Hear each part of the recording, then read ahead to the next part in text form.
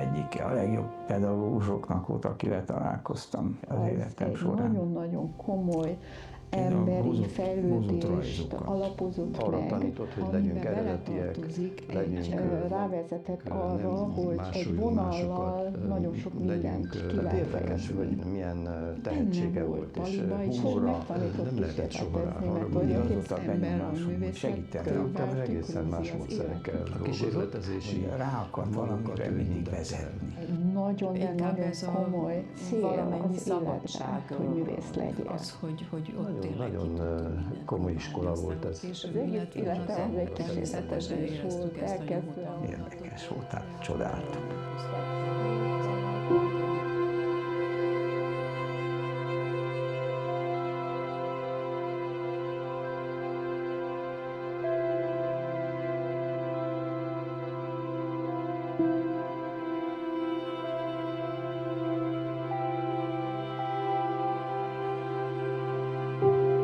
Marosvásárhelyen végeztem a képzőművészeti középiskolát, és engem Nagy Pál fedezett fel.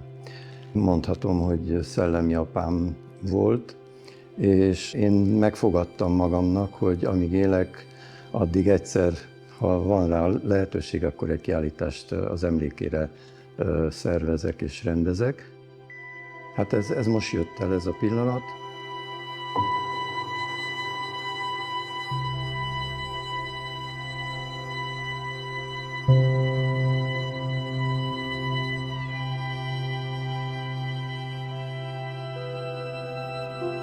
Nagyon-nagyon sok jó diákja volt Nagy Pálnak. Tehetséggondozás céljából a falvakat járta, és már nem tudom, hogy melyik faluban. Megkérdezte a tanítótól, hogy milyen rajzokat csinálnak a gyerekek. És hát mondta a tanító, hogy ezek a szép rajzok, ezek a jó rajzok. És akkor végignézte, oké, akkor melyik a rosszak melyikek, hol vannak a rosszak.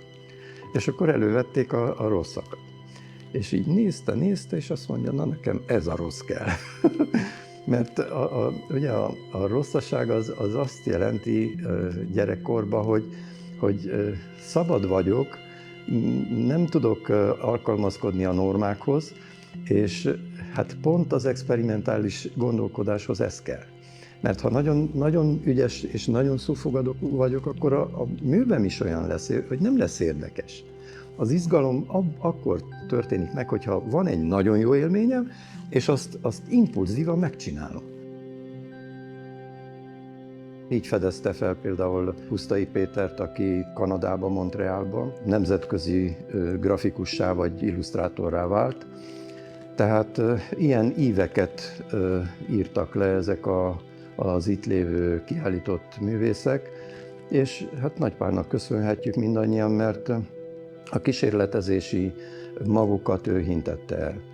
Tehát igazából arra tanított, hogy legyünk eredetiek, nem másoljunk másokat, legyünk hát olyanok, akik a konvenció ellen dolgoznak, a hagyomány ellen, tehát olyan értelemben a hagyomány ellen, hogy a művészet, ha kortárs művészetről beszélünk, akkor nem lehet konzervatív. Az mindenképpen szabad elvű kell legyen. És hát erre megtanított. És ugyanakkor a művészettörténetet is, vagy még azt mondom, hogy a magyar irodalmat is tanultam tőle.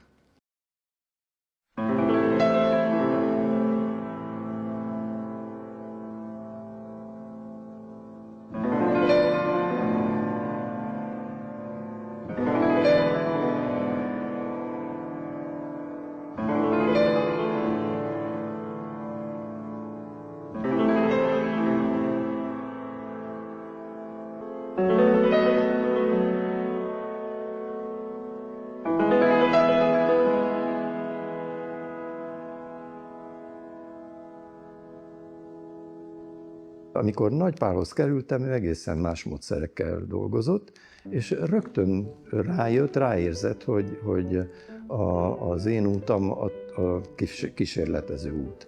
És ezt díjazta is.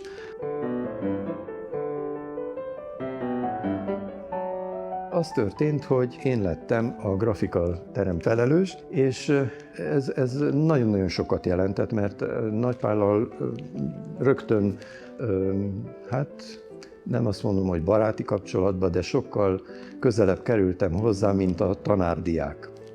Itt nyomtattuk a folyóiratát az iskolának, a Zenitet, amit éjjel nyomtattunk.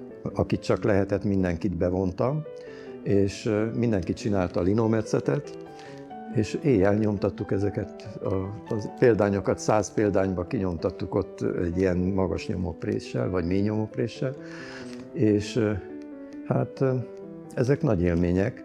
Igazából tőle tanultam a folyóirat szerkesztést. Nagyon közvetlen ember volt, nyílt, és mindig az volt a benyomásom, hogy ezt utólag fogtam fel, hogy segíteni akar. Rá akart valamire mindig vezetni. Hogy vannak olyan emlékeim, hogy mondta, hogy Szatyi, engem Szatyinak neveztek Vásárhelyen, mondta, hogy próbálj meg így, hát ha így működik. És akkor igen, persze, működött.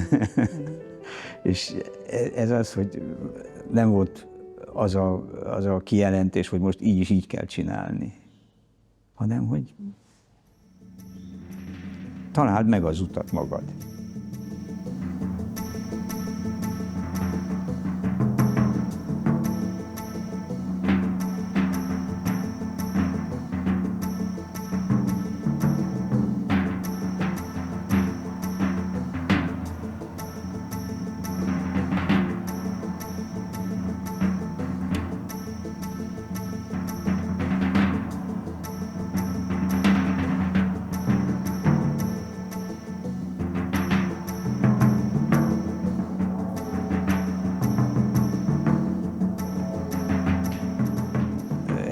A legjobb pedagógusoknak volt, akivel találkoztam az életem során.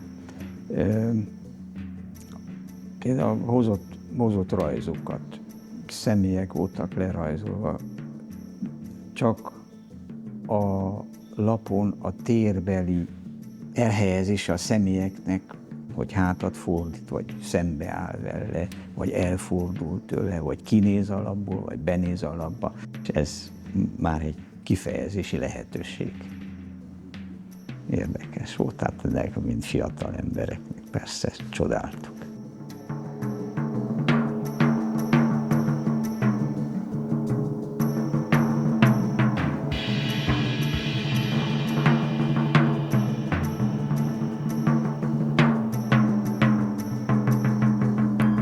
Valahol ott volt ez az egész kísérletezési tendencia, tehát úgy mindenben én éreztem, hogy dolgokat ki lehet próbálni, és úgy minden olyan szabad.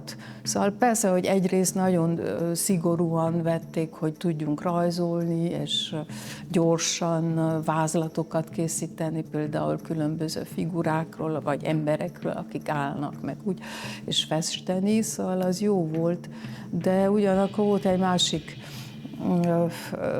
témakör is, hogy lehetett kísérletezni mindennel. Tehát érdekes, hogy milyen tehetsége volt, és humorra nem lehetett soha rá haragudni, habár nagyon sokszor megtettük, olyankor, amikor nem sikerült a munka, és azt ő őszintén megmondta, akkor persze nem csak én, hanem a kollégák is mesélnek ilyeneket, hogy mi történt akkor utána, és de végül megoldódik a feladat, és sokkal jobbat készít az ember. Például szintén egy kollégám mesélte, hogy mondta, hogy Nagypál mondta, hogy ez nem jó, ez rossz. És azt mondta a kollégám, hogy nem baj, tanárelvtárs, vagy tanár úr, már nem emlékszem akkor, hogy mondtuk neki, azt hiszem tanár úr, nem baj, mert a következő munkám jobb lesz, megmutatom. És erre azt mondta, így megfonta a vállát, és azt mondta, hogy hát nem tudom. Tehát ezzel a nem tudommal kiváltott egy olyan hozzáállást, hogy még inkább most aztán tényleg rádolgozott a kollega, és az egyik legjobb munkát csinálta.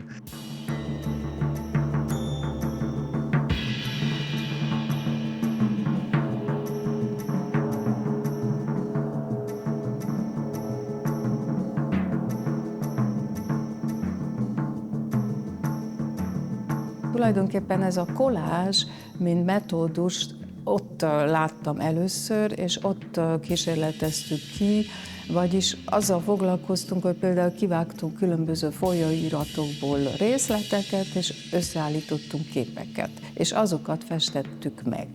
Hát persze nem egy az egybe, de úgy az volt a kiindulási pont, és az nekem nagyon tetszett, mert én már akkor úgy érdeklődtem, hogy is lehet egyáltalán azon kívül még képeket csinálni. Olyan képeket, ami engem is meglep. Tehát nem olyant, amit én most valahol kitalálok, vagy látok valahol, vagy lefestek egy csendületet, hanem ahol új világok, új formák jelennek meg, olyasmit, amit én még nem láttam.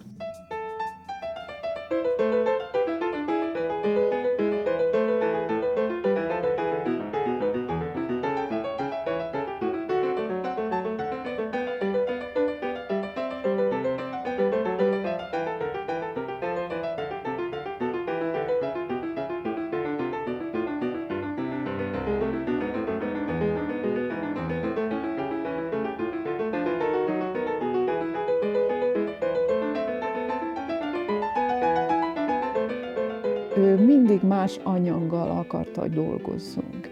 És azt mondta, hogy minden anyagból lehet jó alkotást készíteni, és akkor volt neki egy fekete ilyen fésűje, és kivette a zsebéből a fésűt, és azt mondta, na itt van ez a fésű, és ezzel a fésűvel csinálok nektek egy festményt. És akkor úgy meglepődtem, és az nekem úgy megmarad, mondom, hát igen, hát nem kell, hát miért kell ecsetet vásárolni, amikor ott van, akármi van, 5 ujjam, az 5 ujjammal tudok dolgozni.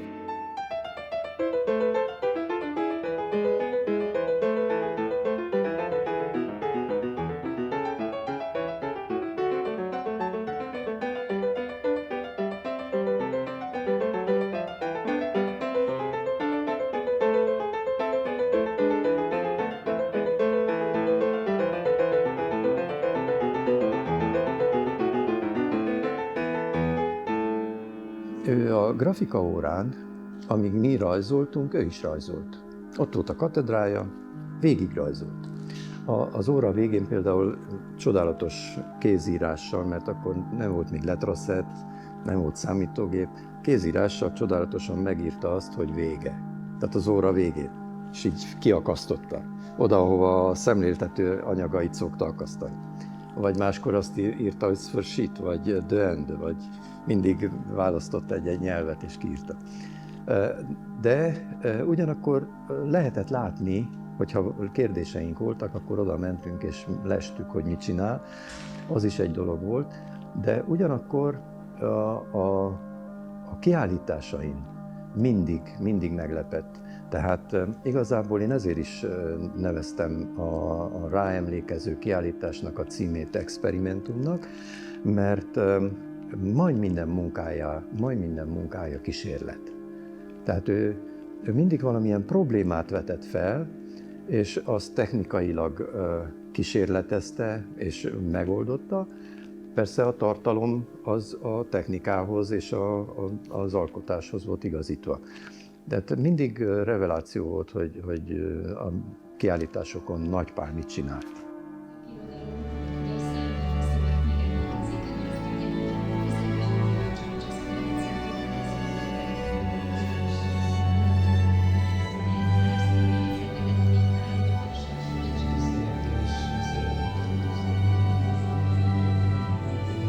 A budapesti kiállításnak én lettem a kurátora, és László pedig a szakmai tanácsadó volt.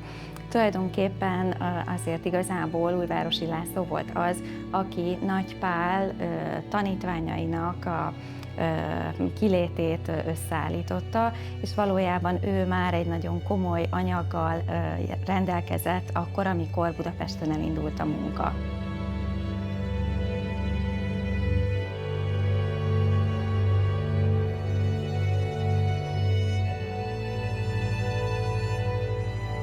A rengeteg beszélgetés és a kutatás során egyértelművé vált számunkra, hogy ez a kiállítás nem érdemes, hogy csak egy emlékkiállítás legyen.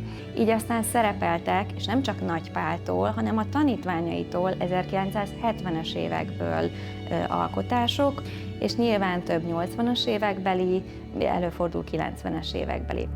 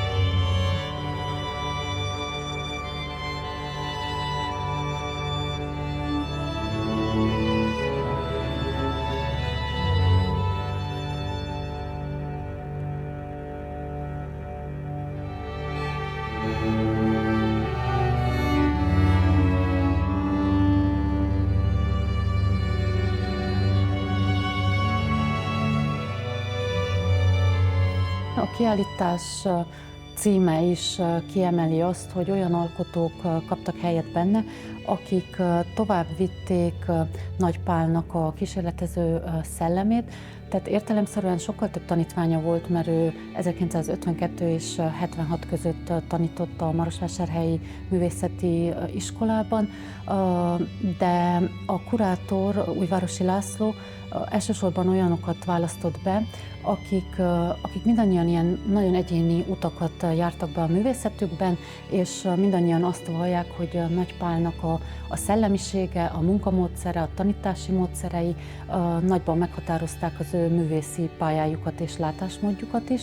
Direktben tanúi lehettek az ő kísérletezéseinek, továbbá számos grafikai eljárást tanított meg nekük, tehát ugye a 60-as, 70-es években például a számítógépes grafika formanyelvét is próbálta kitanulmányozni, értelemszerűen ő még ezt nem gyakorolhatta annyira. Azon kívül például ilyen röntgenfilmre készített hidegkarcokat mutatott nekük, meg hát a klasszikus grafikai eljárások mellett számos ilyen fotomanipulációs kísérletet is, tehát hogy olyan művészeti eljárásokat mutatott be a diákoknak, és hát fejlesztett ki ő is, amik végül is így a hagyományos grafika, fotó műfajai között lavíroztak, és hát ez az a szemlélet, és ez az a módszertan, amit a későbbi diákjai is elsajátítottak.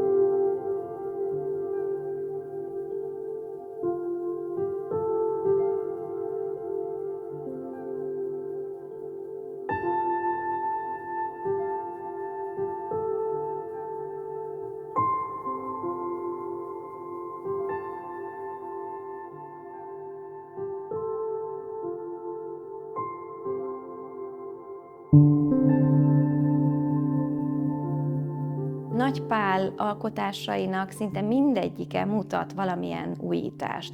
valamilyen újfajta technikai vagy gondolati megoldást.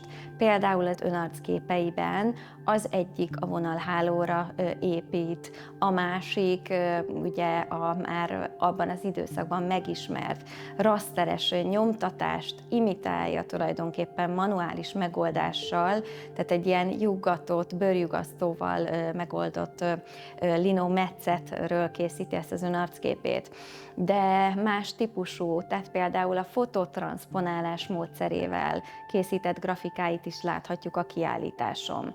Tehát ugye azzal kísérletezett, és ez a legfontosabb szó, és a kiállításnak ugye a címében is ez rejlik benne, hogy az experimentális jellegű, kísérleti jellegű gondolkodásmód volt az, ez a fajta művészi attitűd, amit átadott a diákjainak, és nyilván ez az oka annak is, hogy közben a tanítványok munkái, amelyek ugye a 80-as, 90-es években készülnek, azok már nem feltétlenül ezzel foglalkoznak, a rasterhálóval, a formakövető vonalhálóval, a fototranszponálással, hanem már a saját koruk új műfajainak, akár ugye a videó installációnak, és más új műfajoknak az objekt jelenik meg, az installáció, a születőfélbe lévő installációk láthatók itt a kiállításban, tehát más műfajoknak a kombinációját érzékelhetjük, de mindegyikben mindenképpen azt a fajta kísérleti gondolkodásmódot,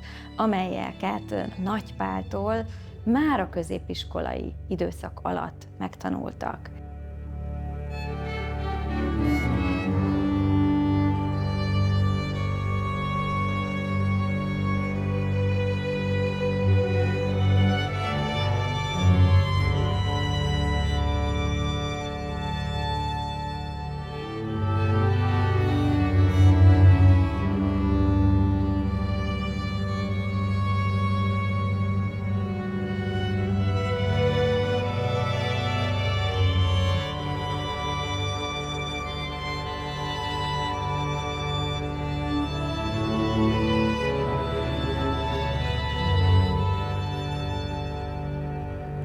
Erdélybe és egyáltalán Romániában még nem állítottunk ki.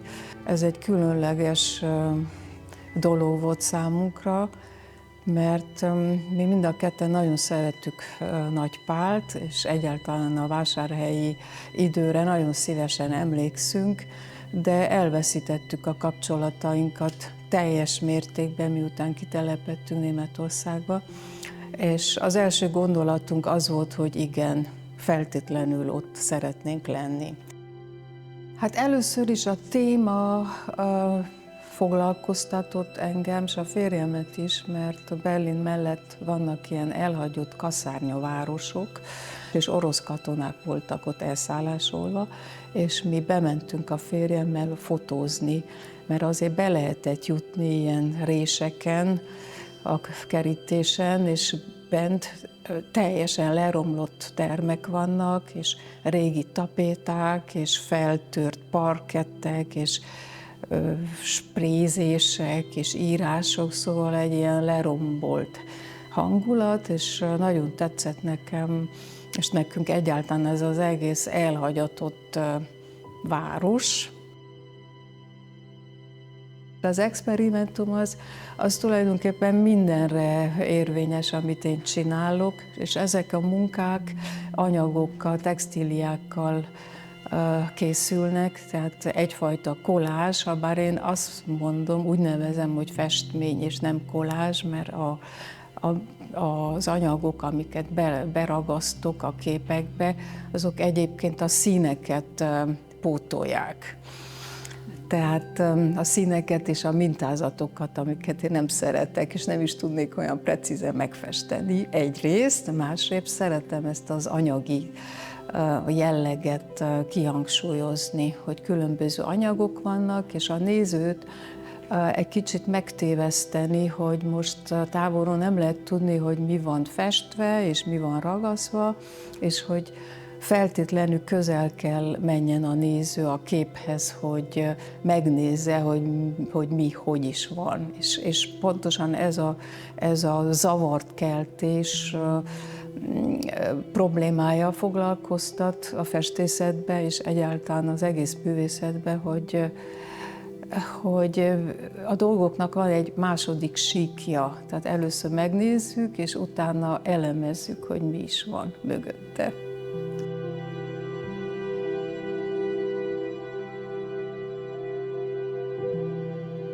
A fotográfia területén én autodidakta vagyok, nekem nem mondta semmi, hogy kell csinálni. Könyvekből tanultam, és a gyakorlatból, és rájöttem ugye az idők folyamán, hogy mit akarok, hogy kell csináljam, és igényesen kell csináljam.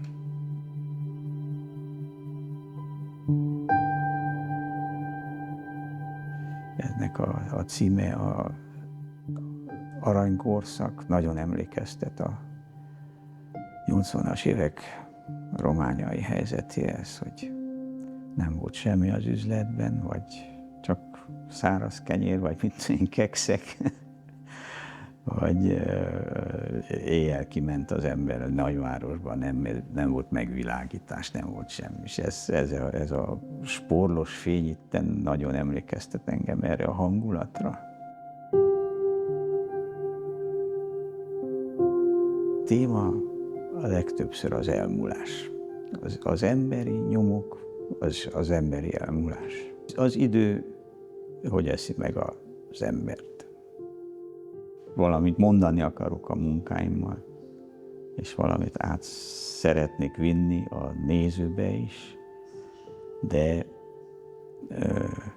lehetőleg legyen egyszerű.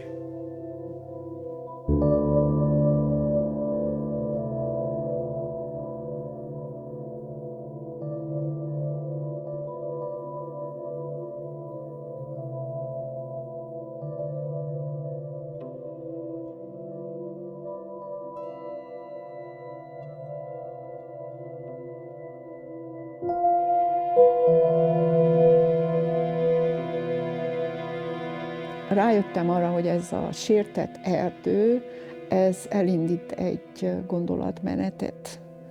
Ha összekötöm azokkal a tanításokkal, amit Nagy Pali adott nekem, tulajdonképpen láthatjuk, hogy az ő munkáim és a fa motívum nagyon sokszor előfordul, de mindegyikünk másképp asszociál. Hát én abból a gondolatból indultam ki, hogy a fa tulajdonképpen az embernek a tükörképe. Tehát a fa és az ember egyforma, mert a fa gyökere összeköt a földdel, és a fa lombozata az éggel. Ez egy nagyon egyszerű, ősi tanítás, csak mi elfelejtettük. És most az az érzésem, hogy a lombozatot levágtuk, és a gyökeret is próbáljuk kihúzni, és akkor maradunk ebbe a két dimenzió között. És az én munkáim tulajdonképpen ezt akarják tükrözni, hogy nem egy teljes világba élünk. Az ember ezért nem tudja saját magát felismerni, mert nem ébredt rá, hogy ő egy kozmikus lény.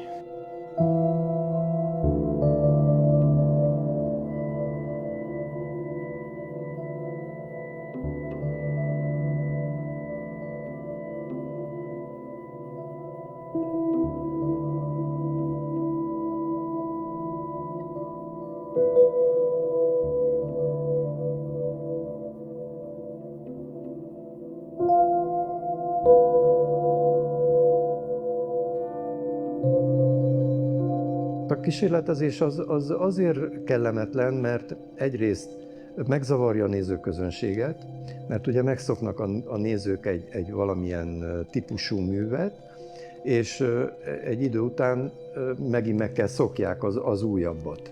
Akkor, hogyha ellenállóbb a művész, és állandóan kísérletezik, azt még nehezebb befogadni.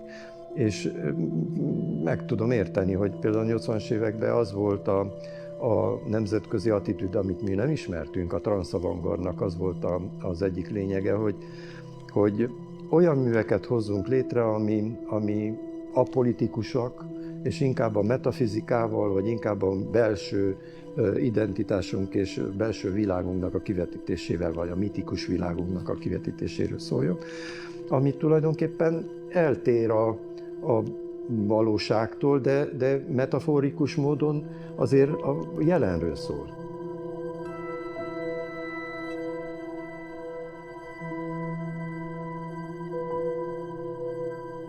Nekem jobban feküdt ez a gondolkodó művészet. Tehát, hogy először kitalálom a gondolatot, leírom, mindent leírok, és utána aztán szabadon elengedek mindent, de már előre tudom a célt, és hogy mit akarok csinálni.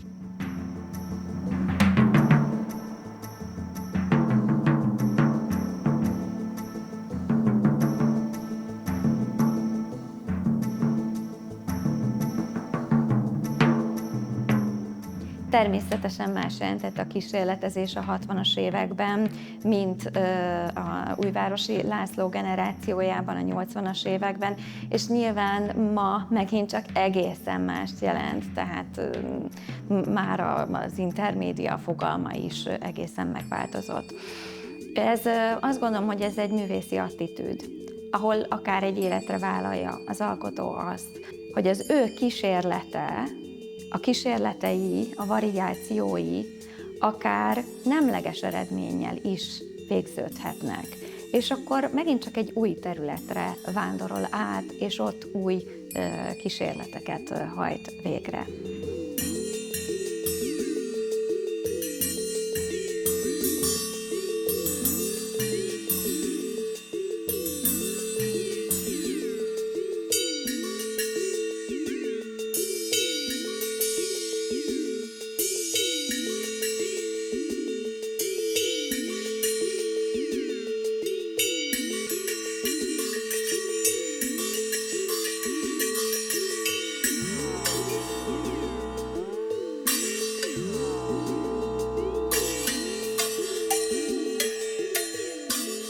Ez egy egészen másfajta hozzáállás. Itt elsősorban nem arra törekedett a művész, hogy olyan művet csináljon, hogy eladja. Még azt is megmerem mondani, hogy szégyen volt, hogyha eladta. Holott a nyugaton ez egyáltalán nem szégyen, a galeristák ebből élnek. De hát ezt mi nem tudtuk, és valahogy nem is ez meg se fordult a fejünkbe, hogy valaki megveszi, vagy nem. Nagyon kevés munkát adtunk el, de mindig kitűztünk valamilyen célt, és akkor azt a célt a tartalomhoz, ami éppen foglalkoztatta az embert, ahhoz igazítottuk a művészetünket is.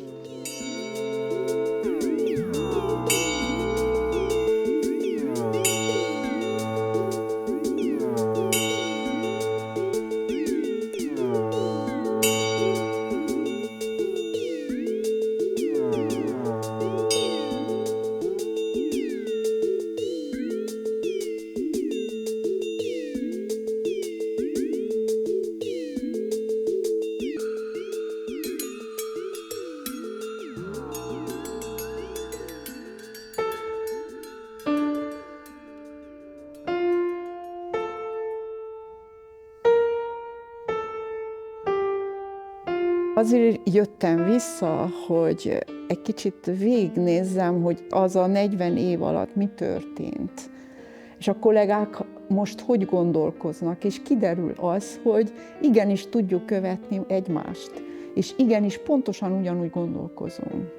Tehát akkor csak van valami közös bennünk. És mindenki kísérletezik. Ez nagyon szép dolog.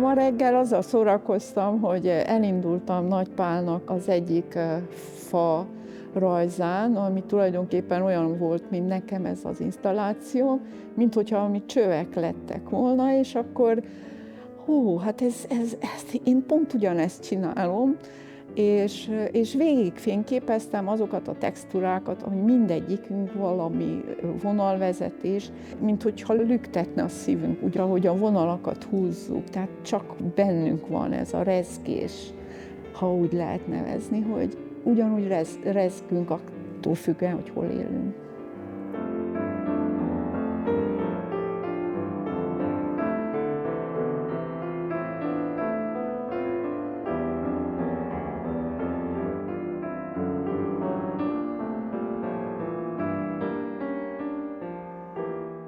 Hát érdekes, hogy milyen útra ment, hát a szereplőknek egy elég jó nagy részét ismerem, személyesen is ismerem, osztálytársaim is voltak.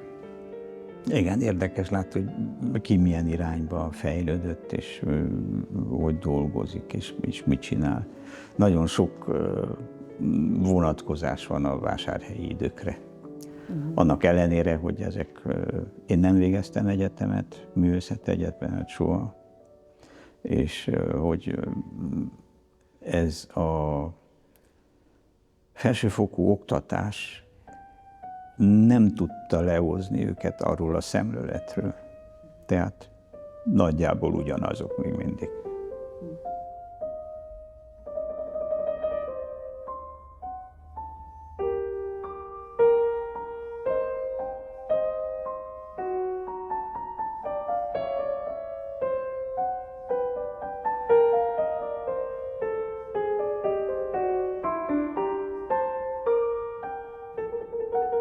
Hát meglepett a sokrétűség, és az érdekes volt látni, hogy milyen különbözően dolgozunk mi, és hogy annak mint valahol ott volt a kiindulási pontja.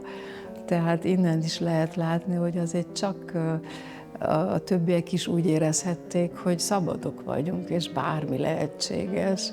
Tehát a művészet az a kommunizmus ideje alatt is mindig azt jelentette, hogy mi szabadok vagyunk abban, amit csinálunk, és ez megmarad bennem is, hogy ez végül is a művészet, a művészek is mindig szabadok. Csak annyi lehetséges, hogy egy diktatúrában nem lehet a munkákat megmutatni.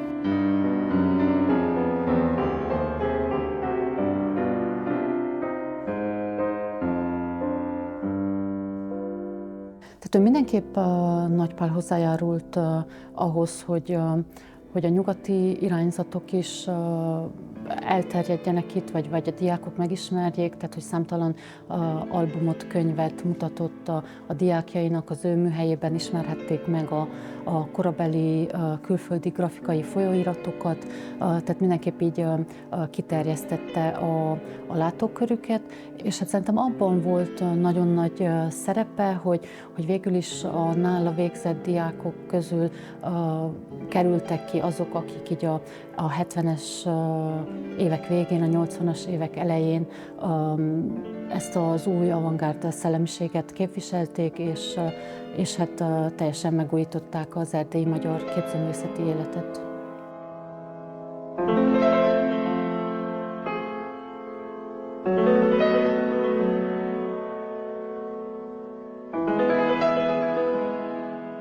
Nagypál nagyon-nagyon kortárs gondolatokat adott át már akkor a fiataloknak. Szóval azt gondolom, hogy a művészetpedagógiának a hatása óriási. És pont ettől különleges ez a kiállítás, ez az egész téma, ami a kiállítás kapcsán kutatásra került, hogy megmutatja azt, hogy középiskolai keretek között milyen hatással lehet nevezzük így, akkor egy egyszerű tanárember, nyilván neki autonóm művészeti tevékenysége is rendkívül jelentős, de mégis tanárként milyen hatással lehet valaki a fiatalokra. kiállításokra vitte, olvastatta őket, tényleg számtalan feladatot adott nekik, nagyon jó pedagógiai érzékkel bánt a problémás fiatalokkal, diákokkal is. Nagyon sok ilyen történet maradt meg róla, és azt gondolom, hogy abban az óriási alázatban és művészetpedagógiai felelősségvállalásban rejlik az ő sikere, amit most ez a kiállítás mutat meg, de reméljük, hogy odaföntről óriási sikerként éri meg az egész életművét.